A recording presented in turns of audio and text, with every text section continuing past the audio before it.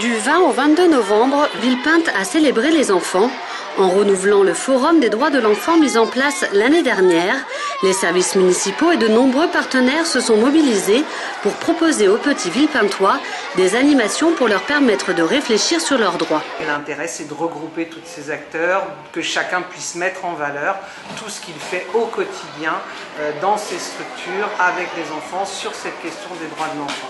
Des quiz, des stands d'information, une exposition d'affiches, un jeu de loi grandeur nature, un bus citoyen pour sensibiliser les jeunes à adopter un bon comportement dans les transports.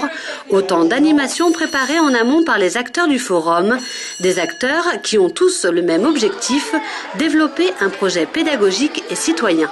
Les enseignants, c'est important pour eux d'avoir cet outil parce qu'en fait ça fait partie des programmes scolaires. Cette question des droits de l'enfant, cette question de la citoyenneté, etc. est un élément du programme scolaire. Et du coup, pour ceux qui viennent ici, c'est un moyen d'entrer dans le programme scolaire, alors qu'à la différence des animateurs, où là on est très clairement dans notre travail aussi éducatif et pédagogique, mais nous on n'est pas soumis à un programme, ça fait partie de nos projets pédagogiques dans les centres de loisirs que de travailler sur ces questions. Parallèlement à ce forum, était organisée au Centre culturel Joseph Kessel une exposition, une projection, un spectacle des chanteurs du conservatoire et une pièce de théâtre jouée par le centre de loisirs Marie-Laurencin.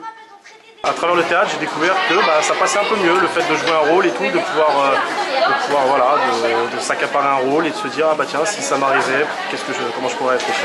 Je suis parti déjà dans un thème, j'étais vraiment parti dans le droit de l'enfant, mais j'ai trouvé que c'était assez dur. C'était vraiment, j'étais parti dans l'étude des bidonvilles, dans le tiers-monde et tout. Je me suis dit que ça serait vraiment un peu trop dur, donc j'ai voulu ça tourner un peu à la dérision, le peuple des robots qui rendait esclave le peuple humain, et voilà, libéré après par les droits de l'enfant. J'ai trouvé ça marrant et assez rigolo. Je pense que le public a trouvé quelques petites scènes marrantes.